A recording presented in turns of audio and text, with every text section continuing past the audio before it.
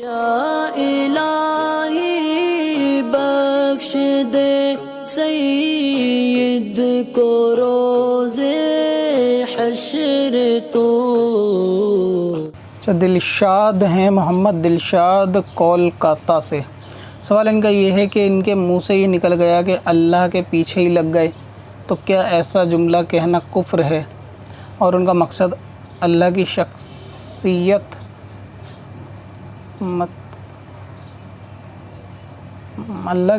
مت کرو یا کچھ برا مت بولو ہی تھا۔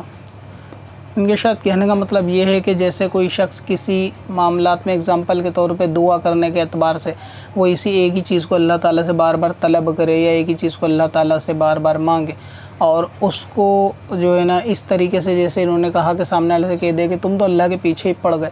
تو کیا اس طرح کا کہنا جملہ کفر ہے یا نہیں؟ تو اصل میں اس طرح کا جملہ کفر نظر نہیں آ رہا کہ اس میں کوئی کفر والی بات ہو کہ اللہ تعالیٰ کے پیچھے پڑ گئے، کیونکہ اس میں جو کہنے کا مطلب ہے وہ یہ ہے کہ کسی چیز کا بندے کا ضد پکڑ لینا،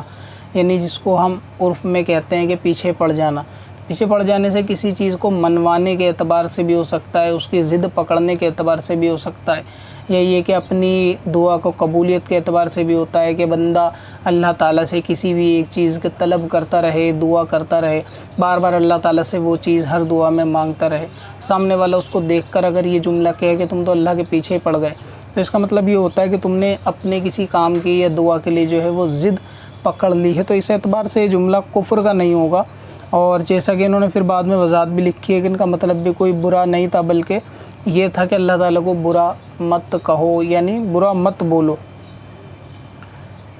اللہ کی شخصیت کو برا مت بولو۔ اب یہ برا مت بولو یعنی سامنے والا ایسا کیا بول رہا تھا، کیا دعا کر رہا تھا یا کیا کہنا چاہتا تھا، وہ اس میں سوال میں درج نہیں ہے۔ البتہ یہ کہ اگر یہ ہو سکتا ہے کہ کوئی شخص ہر معاملے میں اللہ تعالیٰ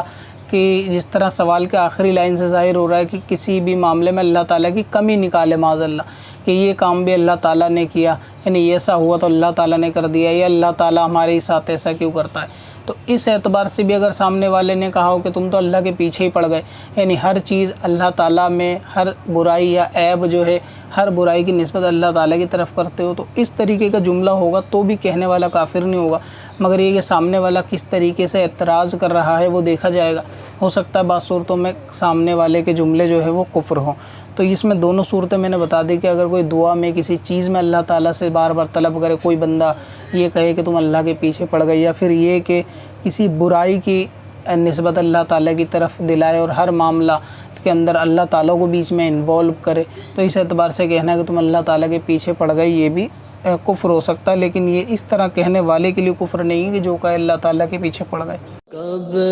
سے اپنی خطاؤں